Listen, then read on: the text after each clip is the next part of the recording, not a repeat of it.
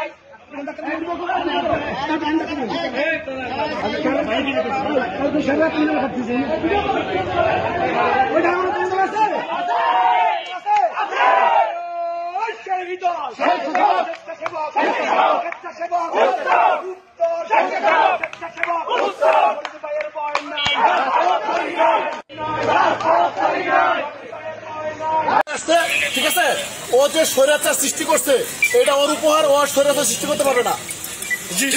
আগামীতে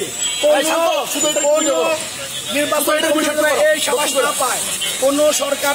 দর্শক আপনারা এখানে দেখতে পেলেন এই বেয়াদবটার গলায় জুতার মালা পরাইছে সাধারণ জনগণ। তো যারা এই বেয়াদবটাকে ধরে জুতার মালা পরিয়ে পুলিশের কাছে হস্তান্তর করছে তাদেরকে হাজারবার স্যালুট জানাই এবং এই বেয়াদবের মুখে হাজারবার আমরা সারা বাংলাদেশের মানুষ থুতু নিক্ষেপ করি। এই বেয়াদবের জন্য 18 সালের নির্বাচনটা ভয়াবহ দুর্নীতির মাধ্যমে এই স্বৈরাচারী শেখ হাসিনাকে আরও 5 বছর ক্ষমতা এনে দিয়েছে এই বেয়াদবটা। তো চাই একে যেন দ্রুত ফাঁসি দেওয়া হয় বাংলাদেশের মানুষকে এত বিপদের মধ্যে ফেলে দেওয়ার জন্য।